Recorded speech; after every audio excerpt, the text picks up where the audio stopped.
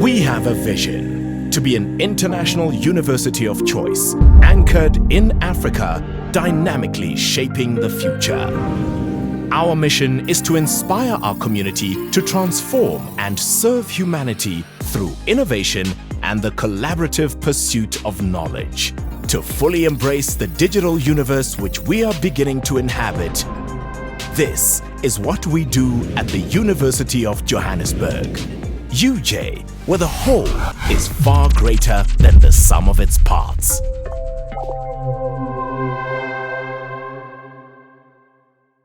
To hand over to our next two speakers, who are from Australia.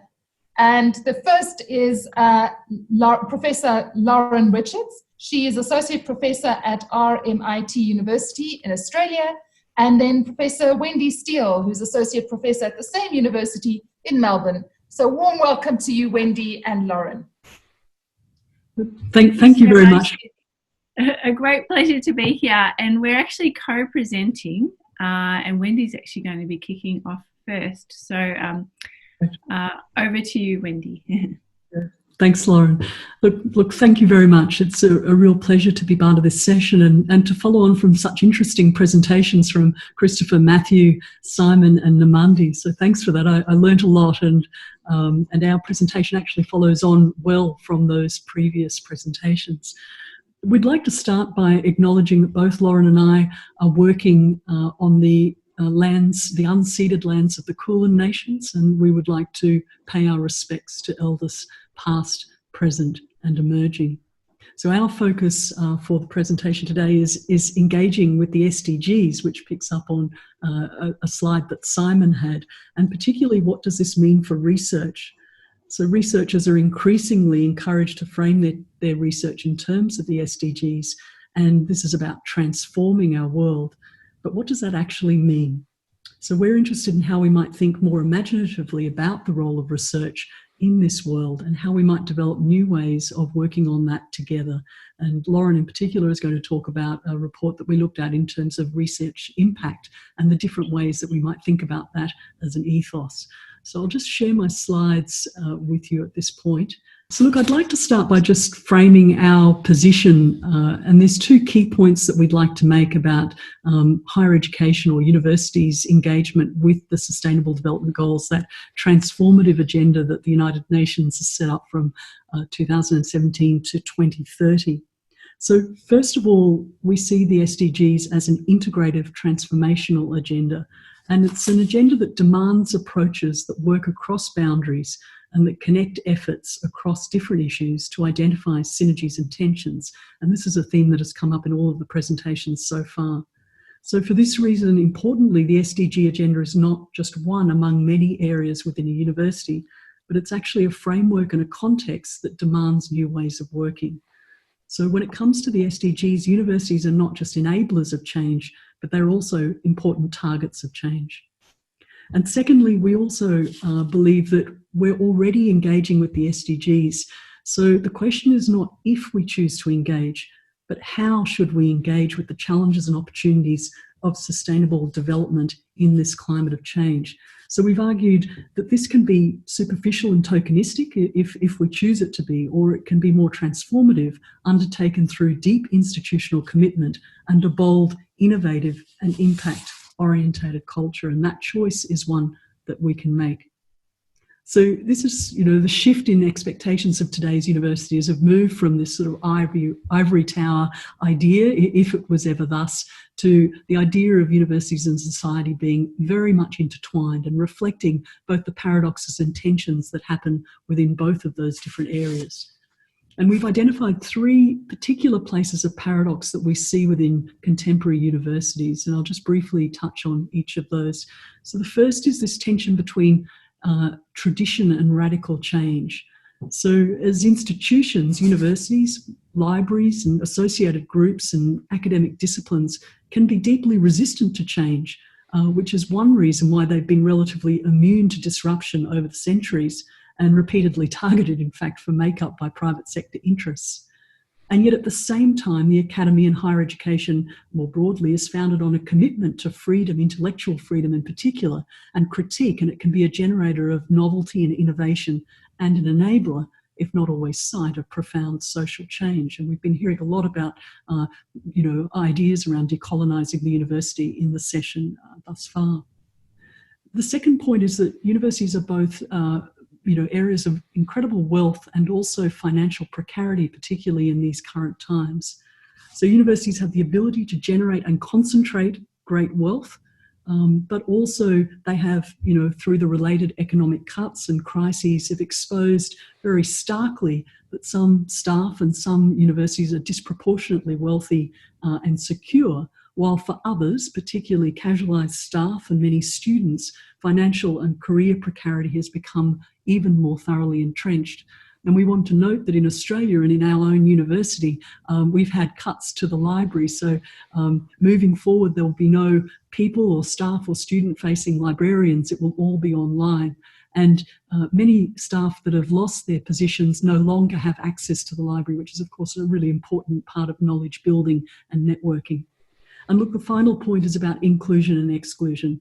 As institutions committed to the value of ideas and knowledge as a common good, universities espouse and facilitate democracy and openness.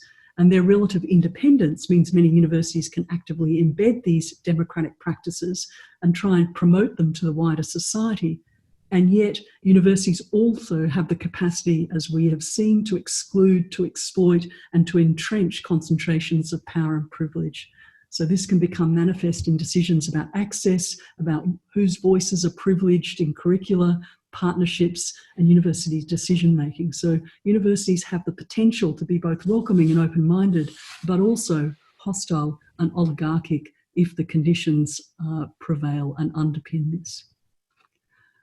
The new rankings of universities around the SDGs are not perfect, but they do help prompt and push the universities into different ways of thinking about research and their mission, if you like. So part of the index is understanding universities in a holistic way. To what extent are universities addressing the world's problems? How can stewardship, to what extent can universities manage resources and enact the good university? And to what extent are we actually directly helping and acting in society to help meet the SDGs? And, what's important here is that it's not just any problem, but key questions are around what are the important problems? What sort of futures do we want to enable? And what kind of collaborations and networks and partnerships are important to make this happen? And, the key words are around future-ready graduates who can make substantial contributions, impactful research, and Lauren's going to pick up on that in more detail, and a genuine practical commitment to engagement and collaboration within both higher education and as a role model and servant to society more broadly. Lauren and I were really interested in picking up these themes, and we wrote a discussion paper for RMIT University, which is where we're based in Melbourne, Australia. And we asked the university a question, a provocative question: what would it take for RMIT to be part of transforming our world? What would it take institutionally and in terms of an institutional commitment?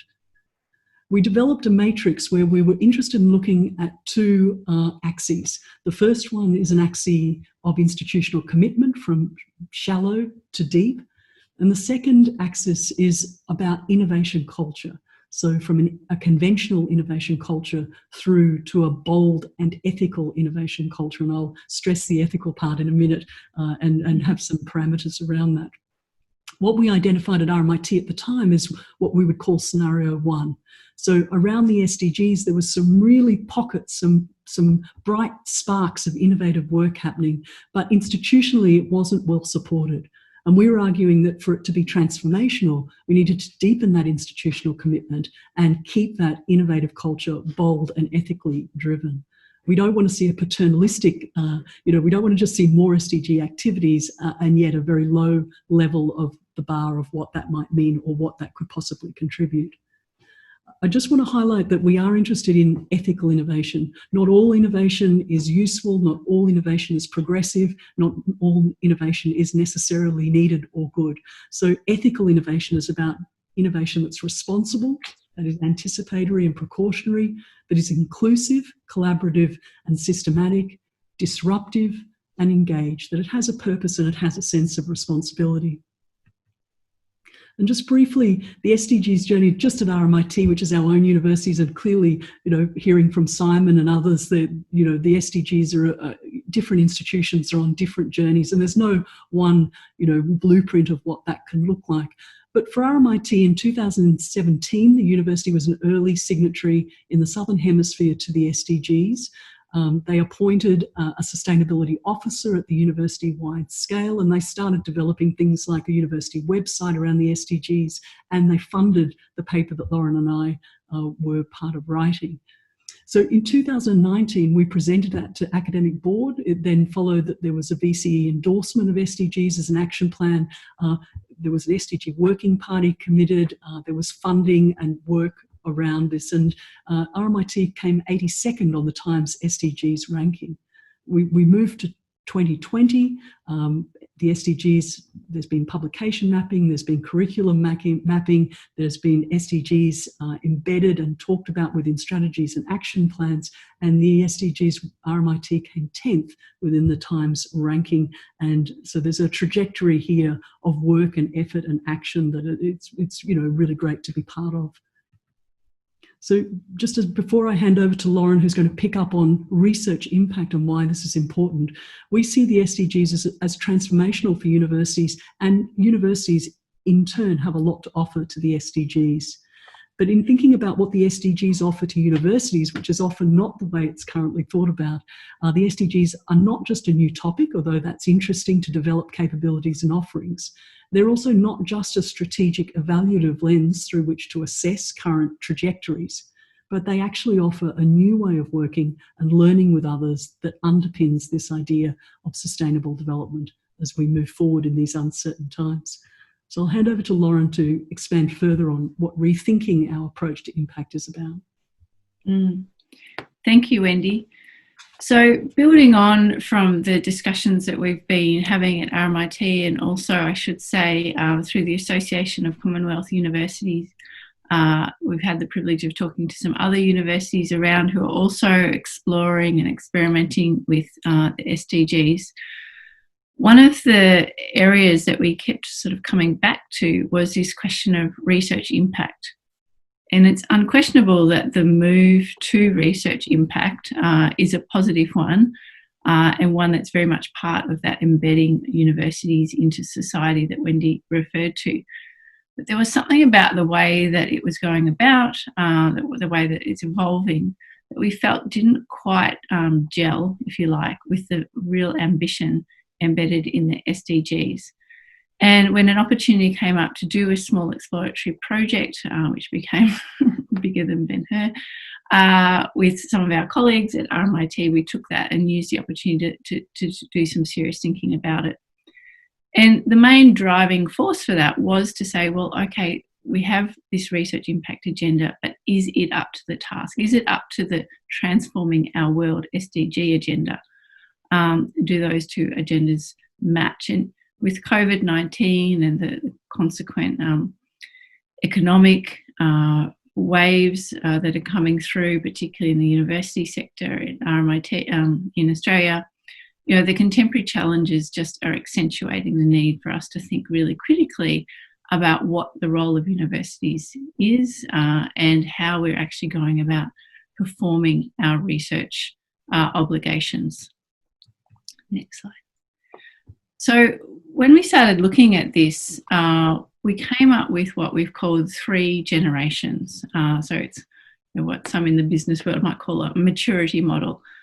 And we talked about the way that a lot of conversation about research impact has, or at least over the last 10 years, been at what we've called first generation.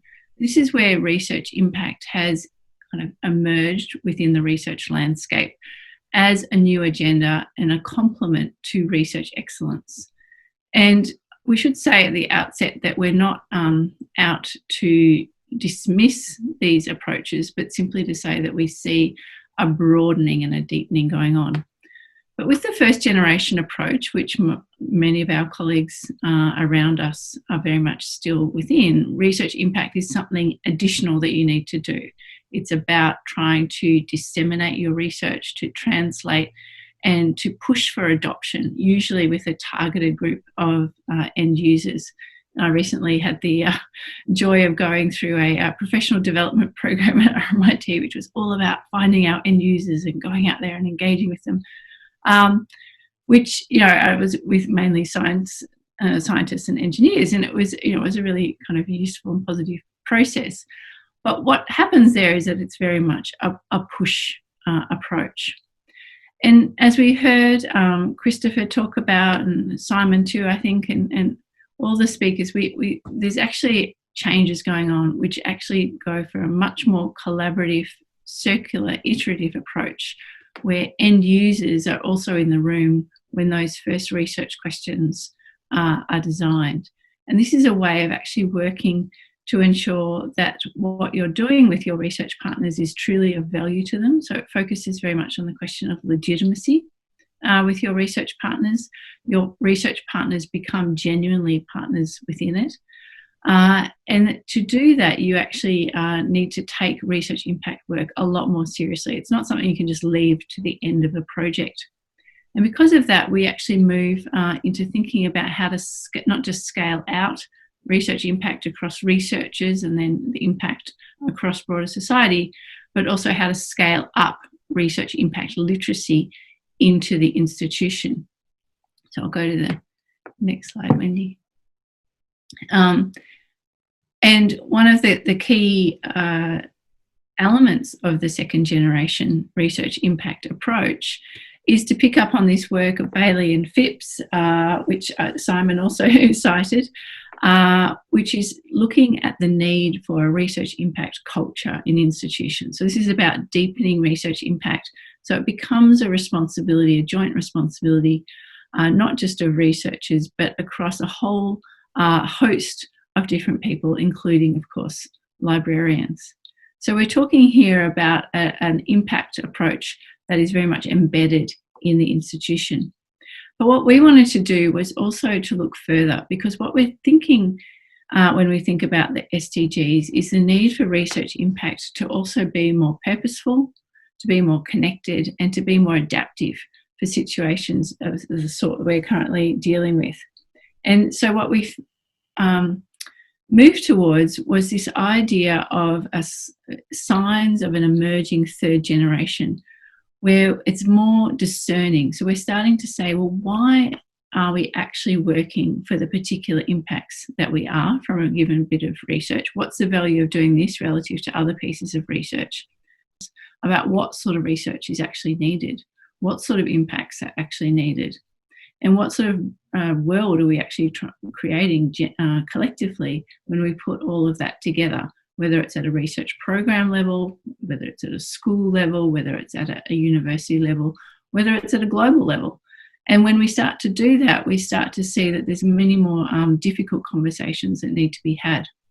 We also look beyond the very blinding effects of the project to see how research impact can be generated across projects and within a whole range of different portfolios, and again, blurring the boundaries between the different roles we play in the university. And we start to see that it's not just an outward push, that actually research impact starts to have effects on us. And that's, again, that purpose of the SDGs, to have that look at universities as places of paradox, not just ivory towers.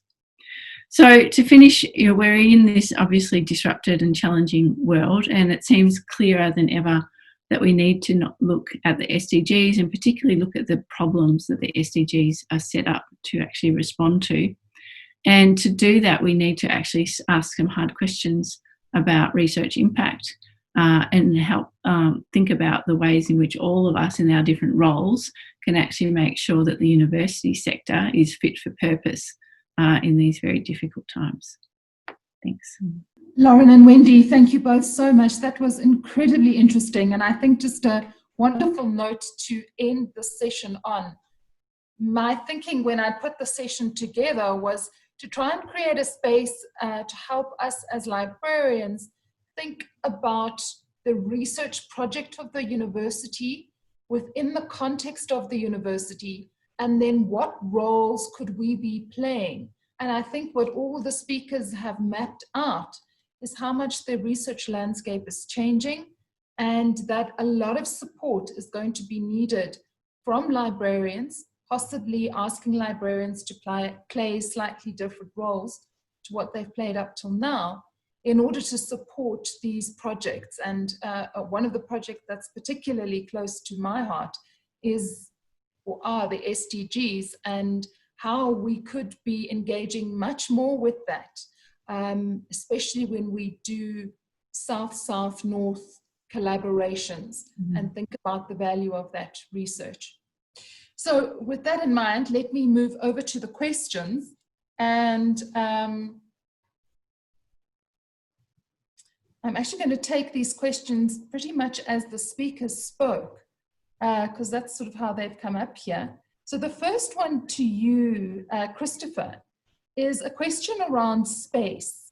I think a lot of us sort of really picked up our ears when you talked about space, because for many of us, we've just undergone and finished 5 years or 10 years ago wonderful projects reimagining university spaces.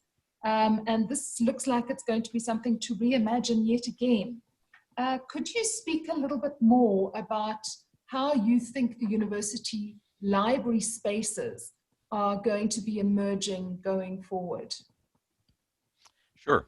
I think one of the challenges we have is that we've created libraries which are relatively open floor plans, are ones where students and faculty can get together on a regular basis and people can kind of create their own spaces.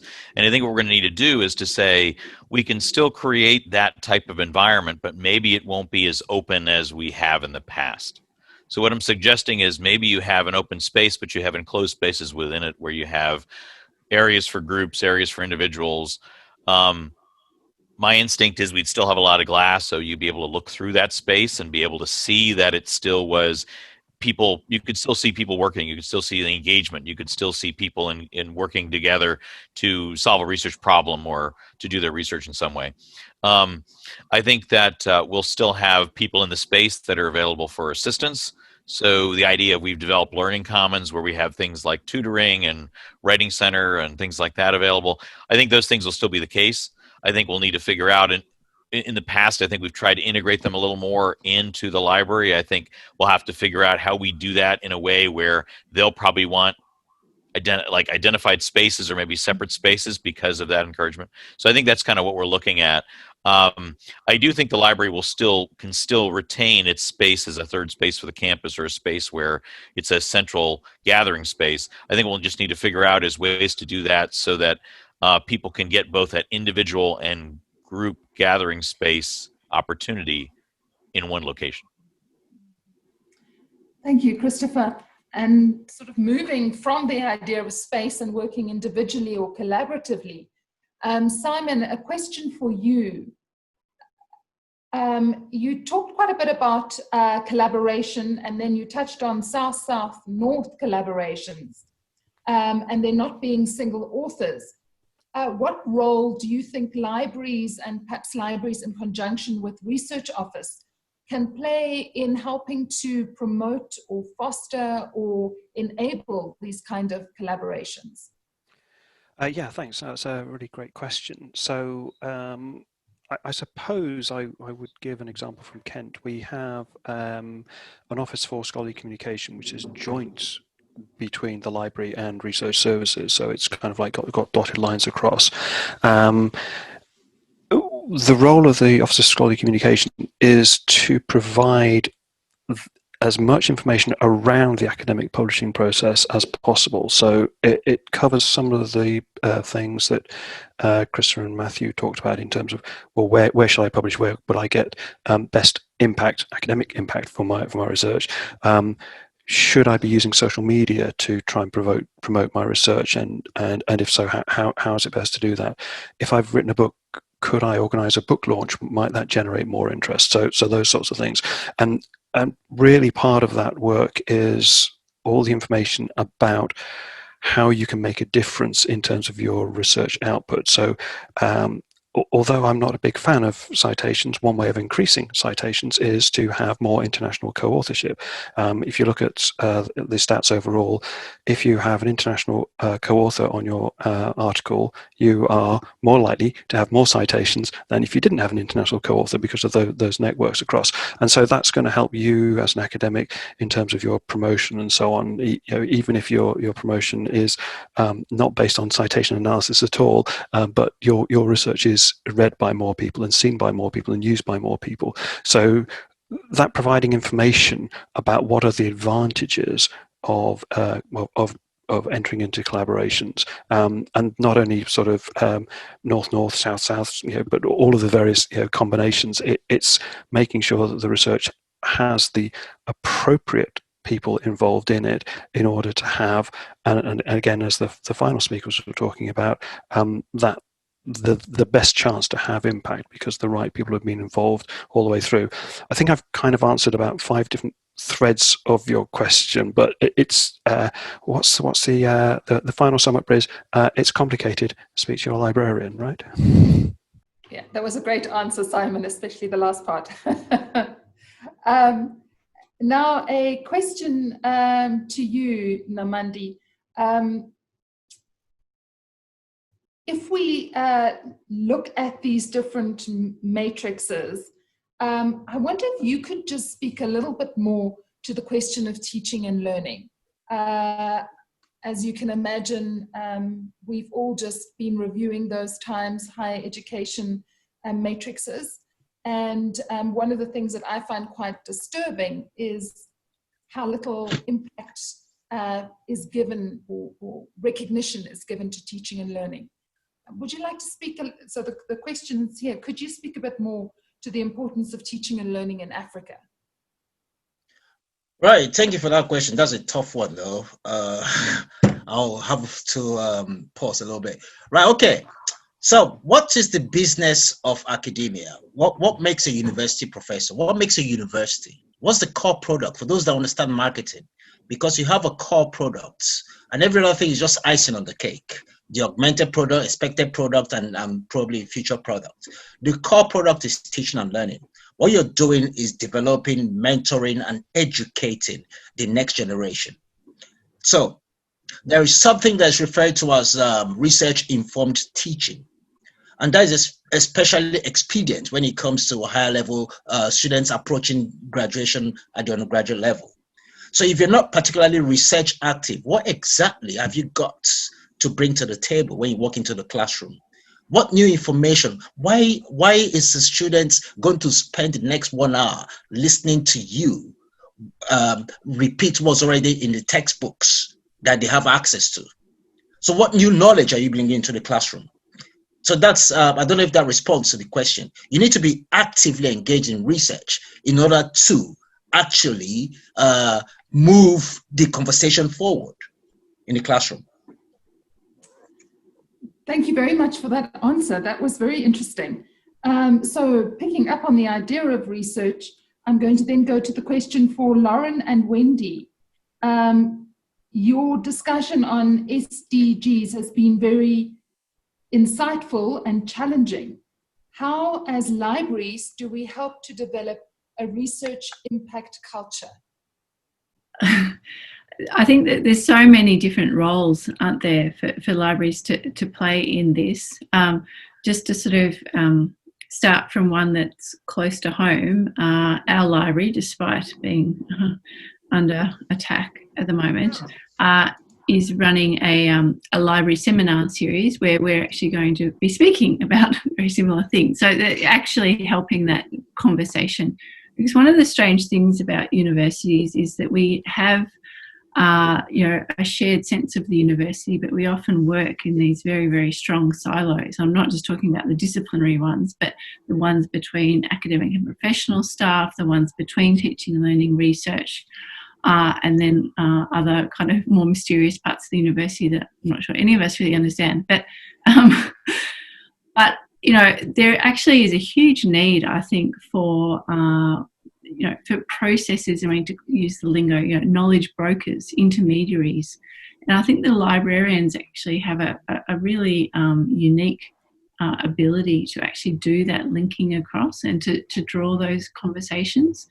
And one of the reasons why we've been quite slow to pick up on the significance of the issues that the SDGs are a response to, whether that's something as enormous as biodiversity loss in the oceans, or whether it's to do with the role between inequalities and climate change, these big systemic links are often because we're not speaking to others working on very similar things. We're not having those conversations. So just simply from an intermediary function point of view, I think libraries are enormously important. And then from a more sort of pragmatic perspective, I'm always just so grateful when I find, I'll look up a really cutting edge book, often on very important topics. And, if it's accessible through the library, it's just gold. And it's just always so crushing when you can't find stuff. I'm going to throw the last question, which I've left for you, Matthew, and I'm selecting you as the person to answer the question. So with all these changes, what new roles will there be for librarians going forward? Certainly, we're looking forward to getting ourselves into interesting roles. The last speakers focused on the SDGs, and we want to say as librarians, what is our role in as far as the achievement of the SDG goals is concerned. And we need to locate our efforts in that direction. We need also to be located within the framework of those SDG goals. There is also a lot that we can do in terms of the metrics and in terms of ensuring that our institutions achieve their research objectives. And we can only be able to do that if we work closely with other key role players. You talk about the Central Research Office. You talk about the various research centers that we have on campus. And of course, the faculty at large. We would not need to work in silos as in the past. We really need to work in a collaborative environment. And as I indicated, there would be a further need to clarify what our role is and what the roles of the other key players are. Then I think we'll be able to achieve what we want to achieve in terms of partnering and supporting research. I'd like to just say a very big thank you to this panel. As you will see in the chat, lots of people making wonderful comments about how exciting and interesting this particular panel was. And I must say, I've just been making some notes to myself and thinking that maybe one of the things we should do going forward is actually have a sort of workshop for a day, really that focuses more specifically and in depth on the particular issues that we've raised today, and trying to help librarians to reimagine and rethink the kind of support that we can to researchers, and how librarians need to be much, or not need to, how librarians can be much more involved in the process of research.